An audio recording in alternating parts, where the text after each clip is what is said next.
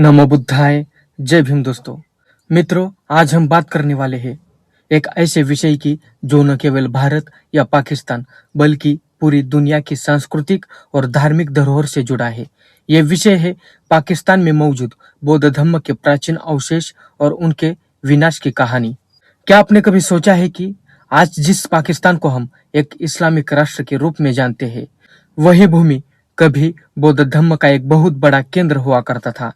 आज से करीब 2000 साल पहले गंधार क्षेत्र यानी पाकिस्तान का स्वात, तक्षशिला, मर्दन और पेशावर बौद्ध संस्कृति का इतना बड़ा गढ़ था कि यहाँ से बौद्ध धर्म श्रीलंका, चीन, जापान और पूरे एशिया में फैला। लेकिन अफसोस की बात यह है कि इन प्राचीन धरोहरों को इतिहास के अलग अलग कालों में और खास तौर पर पिछले कुछ दशकों में बर्बाद कर दिया गया। और दुख की बात यह है कि इनमें से कई घटनाएं कट्टरपंथी और असहिष्णुता की वजह से हुई है। गंधार सभ्यता दुनिया की सबसे समृद्ध सभ्यताओं में से एक थी। तक्षशिला विश्वविद्यालय जहां हजारों विद्यार्थी शिक्षा ग्रहण करते थे। स्वात घाटी जिसे दूसरा गांधार कहा जाता था, यहाँ की मूर्तिकला जिसे हम आज गांधार आर्ट के नाम से भी जानते हैं, पूरी दुनिया में मशहूर हुई। यहाँ से बौद्ध धर्म का प्रचार करने के लिए सम्राट अशोका ने श्रीलंका और नेपाल में दूत भेजे। आज भी पाकिस्तान के खैबर पख्तूनख्वा और पंजाब प्रांत में ऐसे हजारों अवशेष बिखरे पड़े हैं, लेकिन इनका संरक्षण और सुरक्षा बहुत कम हुई है। स्वात घाटी में एक 30 फुट ऊंची चट्टानी बुद्ध प्रतिमा थी। इसे 7वीं शताब्दी में बनवाया गया था। 2007 में तालिबान के आतंकवादियों ने इस मूर्ति पर विस्फोटक बांधकर हमला किया और इसका चेहरा उड़ा दिया। आज भी उस मूर्ति पर दरारें साफ दिखाई देती है। दूसरा उदाहरण कुछ ऐसा है। पाकिस्तान के मर्दन में 1700 साल पुरानी बुद्ध प्रतिमा थी। 2020 में मर्दन जिले में निर्माण कार्य के दौरान एक प्राचीन बुद्ध मूर्ति मिली। स्थानीय मौलवियों ने मजदूरों को कहा कि इसे तोड़ दो, यह हमारे धर्म के खिलाफ है।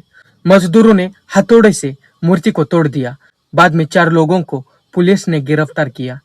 तीसरा उदाहरण है अवैध खुदाई और तस्करी। पाकिस्तान में कई जगह स्थानीय लोग रात के अंधेरे में खुदाई करके बुद्ध मूर्तियां और स्तूपों के टुकड़े निकालते हैं और उन्हें काले बाजार में बेच देते हैं। इससे न केवल इतिहास नष्ट होता है बल्कि दुनिया की धरोहर भी चोरी हो जाती है। चौथा उदाहरण अफगानिस्तान का है। बामियान बुद्ध 2001।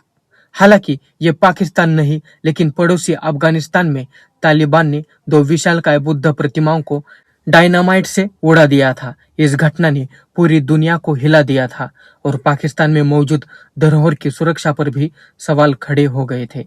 अब सवाल उठता है कि क्या इन धरोहरों को बचाने के लिए कुछ किया गया? तो इसका जवाब है हाँ, लेकिन बहुत कम। यूनेस्को ने तख्त-ई-बही और शहर-ई-बहलोल को वर्ल्ड हेरिटेज साइट घोषित कर दिया है। अमेरिका और जापान ने मिलकर कुछ स्थलों पर संरक्षण कार्य करवाया, लेकिन अवैध खुदाई, आतंकवाद और धार्मिक असहिष्णुता के कारण ज्यादातर स्मारक खतरे में है। दोस्तों, ये सच है कि पाकिस्तान की आम जनता में से कई लोग इन धरोहरों को अपनी विरासत मानते हैं और उन्हें बचाना चाहते हैं, लेकिन कट्टरपंथी ताकतें और अज्ञानता के कारण इन अवशेषों का बहुत बड़ा नुकसान हुआ है। सवाल ये नहीं कि कौन सा धर्म सही है या गलत, सवाल ये है कि क्या हम अपनी मानवता की साझा धरोहर को बचा पाएंगे या नहीं।